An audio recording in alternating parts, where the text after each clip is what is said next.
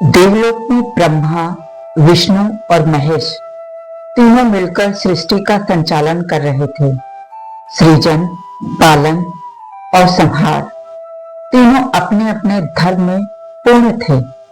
उसी समय ऋषि मुनियों के मन में एक गूढ़ प्रश्न उठा, त्रिदेवों में वास्तव में सर्वश्रेष्ठ कौन है?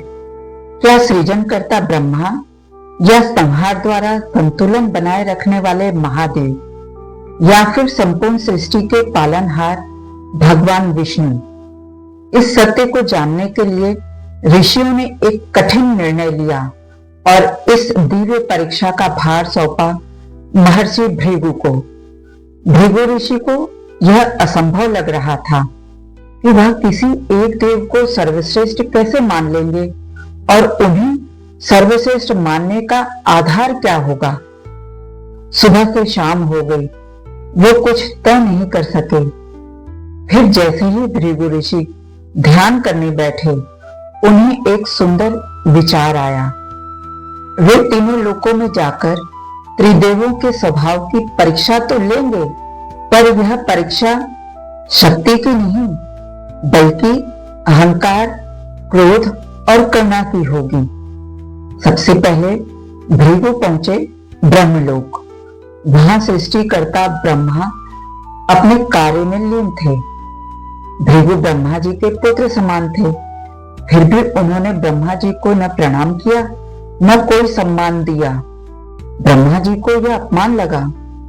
क्रोध में आकर ब्रह्मा जी ने भृगु को फटकारते हुए कहा, मेरे सामने देव भी शीश झुकाते हैं और तुम अपनी औकात भी भूल गए, प्रणाम तक नहीं किया। पृथ्वीवासी मेरी पूजा करते हैं, पर तुमने अपने सृजनहार का ही अपमान कर दिया।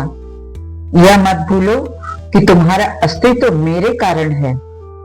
महर्षि भृगु को ब्रह्मा जी के कठोर वचन चुभ गए और उन्होंने क्रोधित होकर उसी क्षण ब्रह्मा जी को श्राप दिया कि पृथ्वी पर उनकी पूजा बहुत सीमित होगी। पर ब्रह्मा जी भृगु को उसी तरह फटकारते रहे। उसी समय भृगु ने परीक्षा में ब्रह्मा जी को असफल घोषित कर दिया, क्योंकि जहां अहंकार है वहां परमात्मा का वास नहीं होता। इसके बाद भृगु पहुंचे कैलाश पर्वत पर, जहां भगवान शिव माता पार्वती के साथ विराजमान थे। शिवजी भृगु को देखते ही उत्साह से उठे और उन्हें आलिंगन करने के लिए आगे बढ़े, पर भृगु ने शिवजी को अपना हाथ उठाकर रोक दिया। यह देखकर माता पार्वती को क्रोध आया और माता पार्वती और शिवजी ने एक दूसरे को देखा। शिवजी ने रुद्र रूप धारण कर लिया और त्रिशूल उठा लिया। कैलाश पर्वत कांप उठा। भृगु ने स्वयं से कहा, अपार शक्ति के साथ क्रोध भी अति तीव्र है। भृगु ने भोलेनाथ के इस रूप की कल्पना नहीं की थी।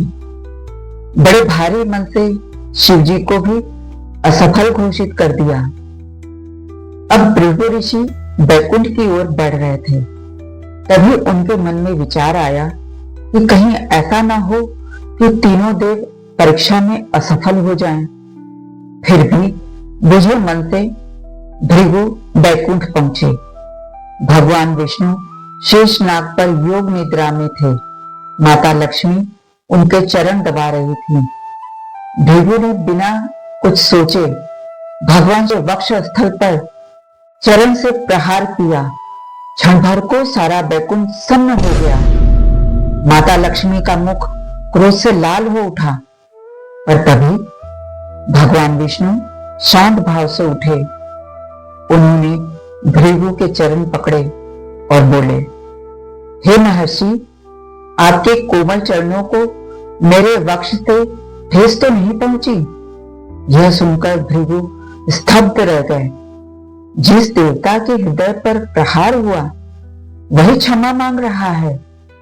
भगवान विष्णु ने आगे कहा, मेरा वक्ष देवी लक्ष्मी का निवास है। इतना कहकर उन्होंने लक्ष्मी जी को देखा और क्षमा याचना की और कहा, देवी, यदि आपको पीड़ा हुई हो तो मैं अपराधी हूं।